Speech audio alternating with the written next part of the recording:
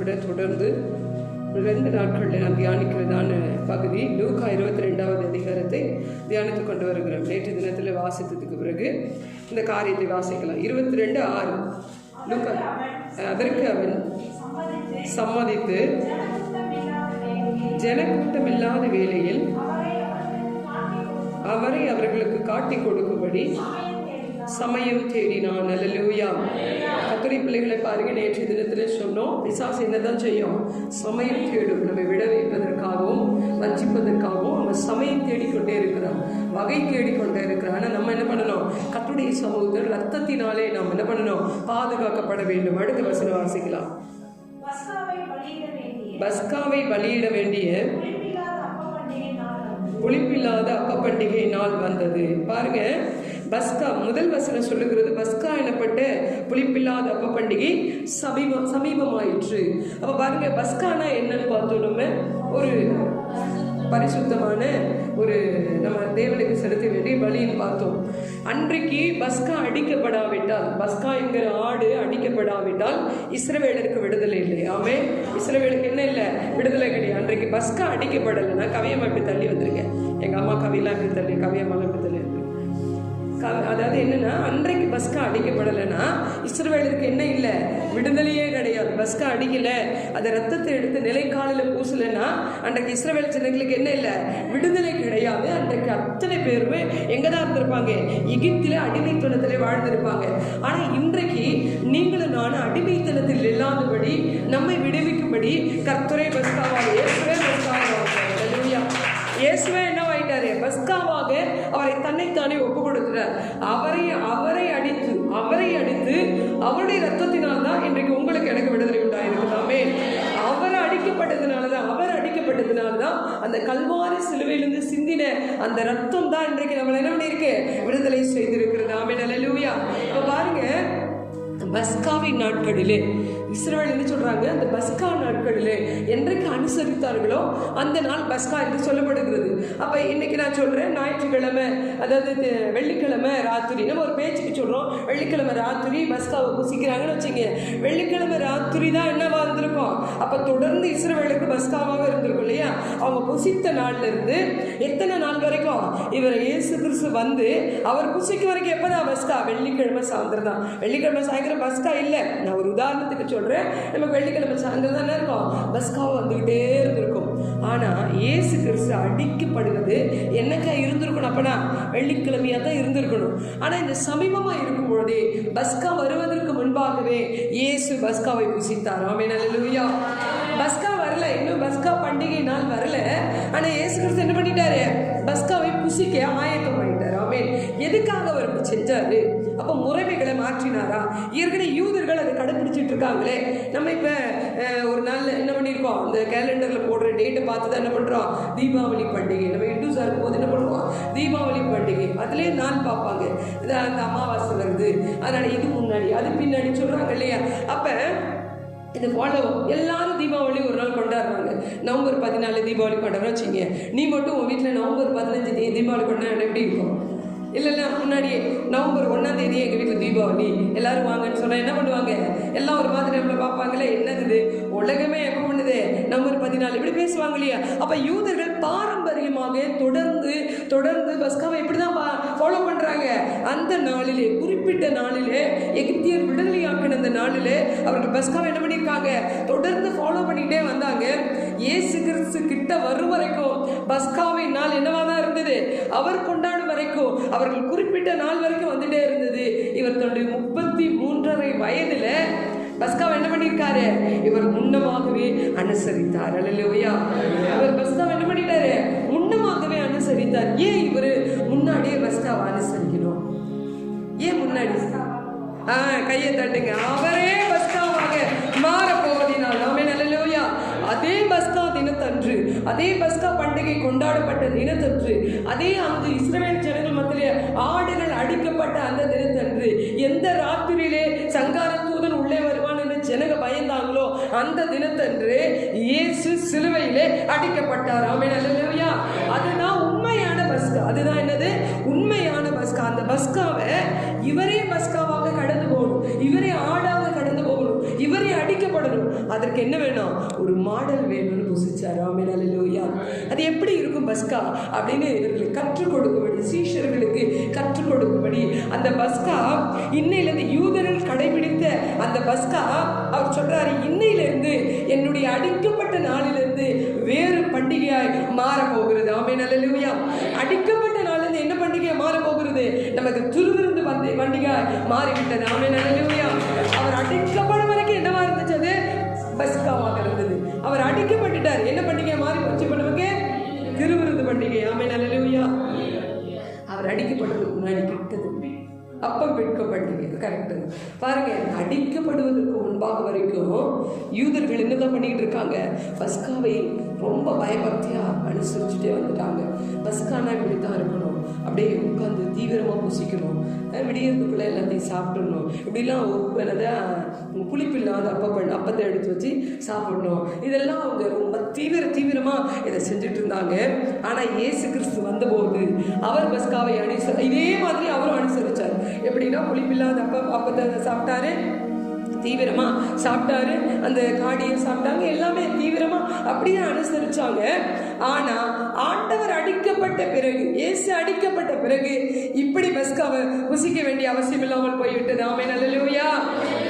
ஏன்னா அன்றைக்கு ஆடு அடிக்கப்பட்டு ஆட்டின் ரத்தம் இஸ்ரவேலில் விடுதலையாக்கினது. இன்றைக்கு அவரே அடிக்கப்பட்டு அவருடைய ரத்தம் நம்மை விடுதலையாக்கினது. ஆமென், அல்லேலூயா. அதனால கர்த்தர் என்ன பண்ணாருன்னா அதை மாற்றி போட்டார். என்னால யூதர்கள் தான் அந்த நாட்கள் இருந்தாங்க இல்லையா? நமக்கெல்லாம் சத்தியமே வரல. இயேசு கிறிஸ்து நாட்களில் நமக்கு சத்தியமே வரல. அப்ப திடீர்னு இவர்கள் என்ன பண்றாங்க? திருவிருந்து எடுத்துக்கொள்ள வேண்டும் அப்படின்னு யூதர்கள் எல்லாம் கணக்கிட்டு என்ன பண்றாங்க? திருவிருந்து எடுத்துக்கொள்ளலாம் அப்படின்னு முத பேசியிருப்பாங்க. எப்படிப்பட்ட சலசலப்பு உண்டாயிருக்குன்னு யோசிச்சு பாருங்க. இவங்க எப்படிப்பட்ட சலசலப்புக்குள்ள போயிருப்பாங்கன்னு யோசிச்சு பாருங்க. உடனே அப்போ சொல்றோம், உடனே பந்தி இருக்கிறோம். ஆண்டவர் நமக்கு என்ன சொல்லியிருக்காரு? இதே போல பந்தி இருக்க சொல்றாரு. அதனால என்ன பண்ணுங்க? எல்லாரும் பந்தி இருந்து அப்பமும் நம்ம திராட்சை ரசமும் பருக வேண்டும் அப்படின்னு சொல்லும் போது அவர்கள் என்ன பண்ணிருக்கோம்? ஒரு சலசலப்பு உண்டாயிருக்கும். ஆமென், அல்லேலூயா. முதலாக எல்லாவற்றையுமே சிலுவையிலே மாற்றி கொடுத்தார். கர்த்தருக்கு கொடான சொல்றோம். ஆமென், அல்லேலூயா. பஸ்காவை குறித்ததான ஒரு வெளிப்பாட்டை கர்த்தர் கொடுத்தார். 8வது வசனம் வாசிக்கலாம். அப்பொழுது அவர் பேதுருவையும் யோவானையும் அழைத்து, நாம் பஸ்காவை புசிக்கும்படிக்கு நீங்கள் போய் அதை நமக்கு ஆயத்தம் பண்ணுங்கள் என்றார். அல்லேலூயா. அப்பொழுது அவர் பேதுருவையும் யோவானையும் அழைத்து, ஆமென். பாருங்க, ஏன் இந்த 2 பேரை மட்டும் பர்டிகுலராக ஆண்டவர் கூட்டிகிட்டே இருக்காரு? இப்போ பார்த்தாலும் அன்னைக்கு ஒரு 12 வயசு பாப்பா மறிச்சிருச்சு, இவங்கெல்லாம் போகிறாங்க. எத்தனை பேரை கூட்டிகிட்டு போனார்? 2 பேரை தான் கூட்டிகிட்டு போகிறார் இல்லையா? அப்புறம் ஒரு மலைக்கு போகிறார், தனித்த ஜெபம் பண்ண. அப்போ போய் கொஞ்ச நேரம் கீழே இருங்க அப்படின்னு சொல்லிட்டு போகிறாரு. எத்தனை பேரை கூட்டிகிட்டு போனார்? யாக்கோபு கூட போயிருப்பார் நினைக்கிறேன் இல்லை? இவங்க 2 பேரை தான் கூட்டிகிட்டு போகிறாரு. எங்கே போனாலும் இவங்க 2 பேரை தான் கூட்டிகிட்டு போகிறாரு. ஏன் இப்படி இவங்க 2 பேரை கூட்டிகிட்டு போகிறாரு? ஏதாவது தெரியுமா? ஏன் இவங்க 2 பேரும் மட்டும் பர்டிகுலரா? கரெக்ட், கையை தட்டு. பேதுரு மேல என் சபையை நான் கட்டுவேன் என்ன சொல்லிட்டாரு? பேதுரு மேல என் சபையை நான் கட்டுவேன். கர்த்தர் சொன்னது. கர்த்தர் இனிதான் என்ன பண்ண போறாரு? அங்கீகாரமாய் சொல்ல போகிறார். அடையாளமாக இந்த அழைப்பு பேதுருவுக்கும் யோவானுக்கு இருந்து கொண்டே இருந்தது. ஆமென், அல்லேலூயா. பாருங்க, இவர்கள் விசேஷித்த சீஷர்கள். இவர்கள் யாரு? விசேஷமான சீஷர்கள். இன்றைக்கு நீங்களும் நானும் விசேஷமானவங்க. அல்லேலூயா. ஏன்னா இந்த இடத்துல உங்க பேரை போட்டுக்குங்க. அப்பொழுது அவர் சாந்தியும் கிறிஸ்டினாவையும் அழைத்து, அல்லேலூயா, போட்டுக்குங்க. உங்க 2 பேர் என்ன பண்ணுங்க? அது கூட நீங்க போட்டுக்கணும். அழைத்து. அப்ப அழைப்பு இல்லாத என்ன பண்ண முடியாது? ஆண்டவர் சொல்லுகிற காரியங்களை நம்மால செய்ய முடியாது. 12 சீஷர்கள் இருந்த போதும் அவர் யாரை அழைக்கிறாரு? யாரோ 2 பேரை அழைத்து தான் என்ன பண்றாரு? தன்னுடைய காரியங்களை ஒப்புவிக்கிறார். அப்ப அழைப்பு, ஆண்டவருடைய அழைப்பு நம்ம கிட்ட இல்லைன்னா நம்மால என்ன பண்ண முடியாது? அவருடைய காரியங்களை செய்ய முடியாது. அலட்சியப்படுத்துவோம். ஒருவேளை வேற சீஷர்கிட்ட கூட்டு சொல்லி, யூதாஸ் காரியத்தை கூட கூட்டு சொல்லியிருக்கலாம். யூதாஸே நீ போயிட்டு அந்த பக்கம் போய் பார்த்துட்டு வா. யூதாஸ் என்ன பண்ணியிருப்பாரு? பணப்பை எடுத்துட்டு போயிட்டு, சரி போய் நம்ம போய் பிரதான ஆசாரியரை அப்படியே சைடில் போய் பார்த்துக்கலாம் அப்படின்ட்டு அவர் அந்த பக்கம் கிளம்பியிருப்பார். அப்போ என்ன பண்ணியிருக்காரு? கர்த்தர் செலக்ட் பண்றாரு. ஆட்களை அவர் எப்படி செலக்ட் பண்ணாருன்னா, மாம்ச பிரகாரமாக செலக்ட் பண்ணல, ஆவியிலே கபடற்று கர்த்தருக்கு பயந்து இருக்கிற சீஷர்களில் பிரதான சீஷர்களை கர்த்தர் செலக்ட் பண்ணார். ஆமென், அல்லேலூயா. அப்படி இன்றைக்கு நம்மளை எப்படி கர்த்தர் செலக்ட் பண்ணியிருக்காருன்னா, ஆவியிலே கபடற்று நம்ம ஒரு நாள் தேவ சமூகத்துக்கு ஓடி வந்துட்டோம். ஆமென், அல்லேலூயா. அப்புறம் நிறைய உள்ள வரும். அப்புறம் என்ன பண்ணோம்? நிறைய உள்ள வரும், நிறைய பிரச்சனை உள்ள வரும், நிறைய நமக்குள்ள கசப்புகள் வரும், நிறைய வைராக்கியங்கள் வரும், கோபங்கள் வரும், நிறைய என்ன பண்ணுது உள்ள வரக்கூடாது. ஆனா ஒரு நாள் ஆண்டவரை ஏற்றுக்கொண்டு போது ஒன்றுமே தெரியாம, ஒண்ணுமே வேணாம், இந்த உலகத்துல எனக்கு எதுவுமே வேணாம், என் ஆண்டவர் எனக்கு போதும் அப்படின்னு கபடற்று ஒன்றுமே எனக்கு வேண்டான்னு சொல்லி ஆண்டவர் அழைப்பு கேட்டு ஓடி வந்த பாருங்க, அந்த நேரம் நம்ம கையை பிடிச்சாரு. ஆமென், அல்லேலூயா. அப்ப அழைப்பு என்பது யாருக்கெல்லாம் கிடைக்கும்னா, கர்த்தரை அறிந்த பிள்ளைகளுக்கு மாத்திரம்தான். ஆமென். அப்ப போயிட்டே இருக்காங்க. மலைக்கிட்ட வந்துட்டாங்க. சொல்கிறாரு, நீங்களாம் இங்கே என்ன பண்ணுங்க, கொஞ்சம் நேரம் இருங்க, அப்படி போய் தனியாக ஜோ பண்ணிட்டு வரேன் அப்படின்னு கிளம்பி போகிறேன். தனியாக போய் மலையில் ஜோ பண்ணிட்டு இருக்கிறவங்க கொஞ்சம் தள்ளி கீழே இருக்காங்க. இவங்க தூங்கிட்டாங்க. நம்ம சீஷர்கள் என்ன பண்ணாங்க, கொஞ்ச நேரம் தூங்கிட்டாங்க. தூங்கி எந்திரிச்சு பேதுரு மட்டும் டக்குன்னு எந்திரிச்சிட்டாரு. எந்திரிச்சு பார்த்தா மலைக்கு வெளிச்சமாக இருந்துச்சு. மலை எப்படி இருந்துச்சு? பயங்கர வெளிச்சமாக இருக்குது. பார்த்தா நடுவில் நம்மால் நிற்கிறாரு. ஆமென் சொல்லுங்க. நடுவில் இயேசு கிறிஸ்து நிற்கிறாரு. இந்த பக்கம் மோசே நிற்கிறாரு, இந்த பக்கம் எலியா நிற்கிறாரு. இதை பார்த்த உடனே பேதுருக்கு எப்படி ஆயிடுச்சு? அப்பா அப்பா அப்பா அப்பா, இந்த பூமியில பார்க்க முடியாத ஒரு காட்சியை கர்த்தர் எனக்கு காண்பித்து விட்டார். அல்லேலூயா. இந்த பூமியில ஒருத்தனுக்குமே, இந்த பூமியில எத்தனை பேர் இருந்திருப்பாங்க, ஒருத்தனுக்குமே கிடைக்காத பாக்கியத்தை பேதுருக்கு கர்த்தர் காண்பித்து கொடுத்தார். ஆமென், அல்லேலூயா. பார்த்தோன்னே ஐடென்டிஃபை பண்ணா, இவர் எலியா, இவர் மோசே. ஏன்னா யூதர்கள் எதை நம்புவாங்க? நியாய பிரமாணத்தை நம்புவாங்க. அதனால மோசே கண்டிப்பா என்ன பண்ணுவாரு? உண்டு. மோசே வந்து பேசுவார், நம்பிக்கை. இன்னொன்னு எதை நம்புவாங்க? தீர்க்க தரிசனத்தை நம்புவாங்க. அதனால எலியா வந்து இருக்கிறாரு அப்படின்னா அவன் என்ன பண்ணிட்டான்? கரெக்டா கண்டுபிடிச்சிட்டான். யூதர்களுக்கு மெயினா யார் தான் முக்கியம்? ஒன்னு நியாய பிரமாணம் முக்கியம், இன்னொன்னு தீர்க்க தரிசனம் முக்கியம். ரெண்டையும் ரொம்ப நம்புவாங்க. அப்ப ரெண்டாவது வந்தாச்சு, நம்மால் நடுவில் நிற்கிறாரு. ஆமென், அல்லேலூயா. இப்ப பார்க்கும்போது இவங்க 3 பேரும் பேசிக்கிறாங்க. யார் யார் பேசிக்கிறா? மோசே, எலியா, இயேசு. இவங்க 3 பேரும் பேசிக்கிறாங்க. இவங்க 3 பேரும் மேல பேசுறது இவருக்கு எப்படி கேக்குது? இடி முழக்கம் போல கேட்டிருக்கலாம். எப்படி கேட்டிருக்கலாம்? இடி முழக்கம் போல இவங்க 3 பேரும் பேசிக்கிறாங்க. ஏசு இப்படி திரும்பி, என்ன மோசே எப்போ வர்றதா இருக்கிறீங்க? ஆண்டவரே நீங்க போங்க, அப்புறம் பின்னாடியே வருவேன். எலியா பார்த்து, நீங்க அதுதான் என்னை பத்தி எழுதப்படுவேன், இனிமேல் நீங்க சொல்லி எல்லாரும் எழுத போறாங்க, அதை வாசிக்க போறாங்க. யோவான் எழுத போறாரு, எல்லாம் வாசிக்க போறாங்க. அப்ப அதனால நாங்க வரத்தான் போறோம் அப்படின்னு அவங்க என்ன பண்ணியிருக்காங்க? இப்படி பேசி கொண்டிருந்து சிலுவை பாடுகளை குறித்து சில காரியங்களை சம்பாஷித்து இருக்கலாம். ஏதோ காரியங்களை குறித்து அவங்க பேசிக்கிட்டு அவங்க கடந்து போயிட்டாங்க. அப்படின்னு சொல்லுங்க. அது அவர் யாரும் பார்த்துக்கிட்டு இருக்கா? பேதுரு பார்த்துக்கிட்டே இருக்காரு. அப்படியே பார்த்து புள்ள இருக்குது அவருக்கு. உணர்ச்சிவசப்பட்டுட்டாரு. உள்ளுக்குள்ளார எப்படி ஓடுது? பரிசுத்த ஆவியான பிரசன்ன ஆறா ஓடுது. அவருக்குள்ள தடுமாறுறாரு. என்னத்தை பார்த்துட்டாரு? அவர் இயேசுவை மட்டுமே பார்த்துக்கிட்டு இருந்தவர், இயேசுவோட அற்புதங்களை மட்டுமே பார்த்துக்கிட்டு இருந்தவர். கூட 2 பேரை, யூதர்கள் நம்புகிற 2 பேரை ஆவியில பார்க்கிறார். அல்லேலூயா. இதுக்குதான் பேதுரு அடிக்கடி ஆண்டவர் கொண்டுக்கிறது நான் நினைக்கிறேன். அப்ப கீழே இறங்கி வந்து நம்ம என்னதான் சொல்றாரு? ஐயா போதும், நம்ம இங்கனால இருந்துட்டு என்ன பண்ணுவோம்? 3 டென்ட் போடுவோம், 3 கூடாரம் போடுவோம். உங்களுக்கு ஒண்ணு, மோசைக்கு ஒண்ணு, எலியா ஒண்ணு. அப்பப்ப அவங்க இறங்கி வந்து உங்களோட பேசுவாங்க, நீங்க இங்கே இருந்துருங்க. அல்லேலூயா. ஆண்டவர் என்ன சொன்னாரு? அவனை பார்த்து என்ன சொன்னாரு? என்னை இடரம் பண்ணுகிறாய். அல்லேலூயா. என்னை என்ன பண்ணாரு?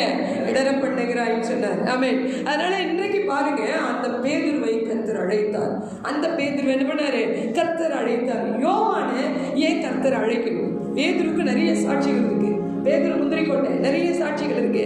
யோவானுக்கு என்ன அவ்வளவு பெரிய சாட்சிகள் இருக்குன்னு சொல்ல முடியாது. யோவானை ஏன் கர்த்தர் அழைத்து கொடுக்கிறான்னு பாத்தீங்கன்னா, அந்த சீஷர்களிலே அந்த சீஷர்களே, மொத்த சீஷர்களே ரொம்ப டீனேஜ் யாருன்னு பார்த்தா யோவான் தான். அல்லேலூயா.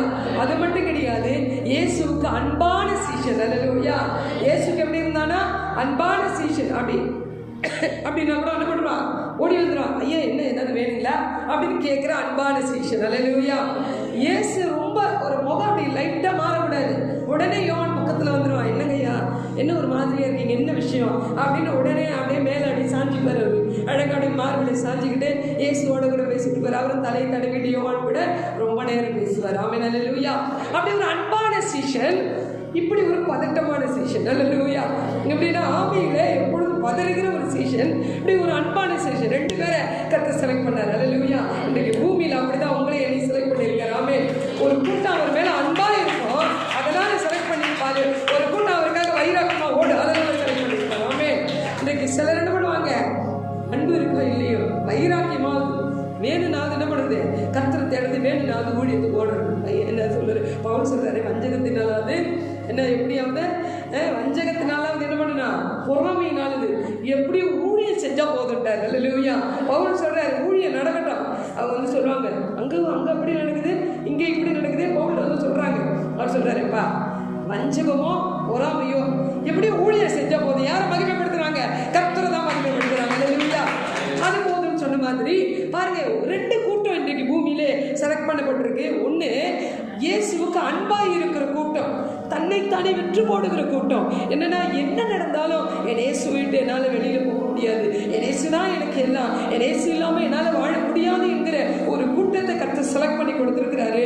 இன்னொரு கூட்டம் அன்போடு கூட சேர்ந்து என்ன இருக்கு, வைராக்கியத்தையும் வைக்கிற கூட்டத்தை கர்த்தர் செலக்ட் பண்ணியிருக்காரு. ஆமென், அல்லேலூயா. என்ன சொன்னாலும் என்னன்னா மறுதளிச்சுட்டு ஓடுவான், போன வேகத்தில் ரிட்டர்ன் வந்துடும். அல்லேலூயா. அதுதான் இன்னொரு கூட்டம், மறுதளிச்சுட்டு ஓடும், போன வேகத்தில் திரும்பி தேவ பாதத்துக்கே ஓடி வந்துடும். அப்படி ஒரு கூட்டத்தையும் எப்படி ஒரு கூட்டத்தையும் கர்த்தர் அழைத்து. அல்லேலூயா. ஒரு வசனத்தை வாசிக்கலாம். ஏசாயா 43:1 வாசிங்க. ஏசாயா 43:1. இப்பொழுதும் யாக்கோபே உன்னை சிருஷ்டித்தவரோ இஸ்ரவேலே உன்னை உருவாக்கினவருமாகிய கர்த்தர் சொல்லுகிறதாவது பயப்படாதே, உன்னை மீட்டுக் கொண்டே, உன்னை பெயர் சொல்லி அழைத்தேன், நீ என்னுடையவன். அல்லேலூயா. கர்த்தர் சொல்றாரு பாருங்க, நம்மளை எப்படி கொண்டாரா, மீட்டு கொண்டேன். அல்லேலூயா. பஸ்காவாக அவரே பலியாகி நம்மை மீட்டு கொண்டார். ஆமென், அல்லேலூயா. நம்ம மீட்டு கொண்டது மாத்திரம் இல்லையா, நம்மளை பெயர் சொல்லி அழைத்து. அல்லேலூயா. எப்படியா, நம்மளை பெயர் சொல்லி அழைத்து. பயப்படாதுன்றார். பயப்படாத, நான் தான் உன்னை கூப்பிட்டுருக்கேன், நான் தான் உன்னை அழைச்சிருக்கிறேன். நீயா வரல, எங்கேயும் நீயா வரல, நீயா கிறிஸ்துவை தேடல, நீயா ஓடி வந்து சபைக்குள்ள உட்காரல, நானே உன்னை அழைத்திருக்கிறேன், நானே உன்னை மீட்டு கொண்டேன், நானே உன்னை மேல்மைப்படுத்துகிறேன். அல்லேலூயா. அப்ப பாருங்க, இங்க 2 பேரும் அழைக்கிறாரு. அதே போல இன்னைக்கு என்ன பண்ணியிருக்காரு, நம்மை கர்த்தர் அழைத்து இருக்கிறார். ஆமென், அல்லேலூயா. அல்ல இன்றைக்கு என்ன பண்ணக்கூடாதுன்னு மறுபடியும் வாசிங்க.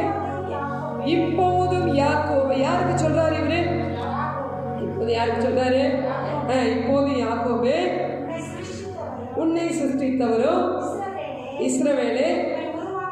என்னம்மா இது யாக்கோபு இஸ்ரவேல் எல்லாம் ஒண்ணுதான் இல்லையா, ஆனா இவர் சிருஷ்டிப்பா உருவாக்குதலாம். என்ன வித்தியாசம், யாக்கோபுனாலும் ஒருத்தர் தான் இல்லையா, யாக்கோபுனா ரேக்கானாலும் ஒருத்தர் தான், தாரேனாலும் ஒருத்தவங்க தான். தலைக்கையில போட்டால் ரேக்கா மாறிடுவாங்களா என்ன, இல்லை ரேக்கானாலும் ஒருத்தர் தான், இந்த அம்மானாலும் ஒருத்தர் தான் இல்லையா, சரி மகா அம்மானாலும் ஒருத்தர் தான், இல்லை மாறிடுமா, மாறாது இல்லை. ஆனால் இங்கே சொல்றாரு, யாக்கோபே உன்னை சிருஷ்டித்தவரும் சொல்லிட்டாரா, அதோட விட வேண்டியது தானே. இஸ்ரவேலே உன்னை உருவாக்கினவரும், இஸ்ரவேலே உன்னை உருவாக்கி. என்ன 2 பேரும் ஒன்று தான். என்ன கூட்டம்,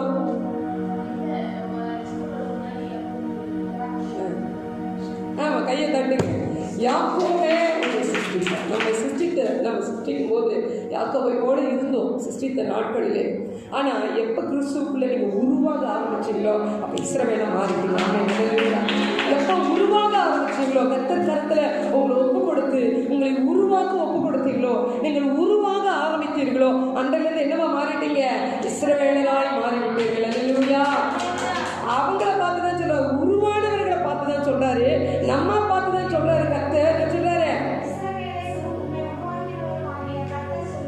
கர்த்தர் சொல்லுகிறதாவது பயப்படாதே. ஆமென், அல்லேலூயா. பயப்படாதே, உன்னை மீட்டுக் கொண்டே, உன்னை பேர் சொல்லி அழைத்தேன், நீ என்னுடையவன். அல்லேலூயா. நீ என்னுடையவன். ஆமென், அல்லேலூயா. அப்ப பாருங்க, நம்மளை மீட்டுக் கொண்டு பெயர்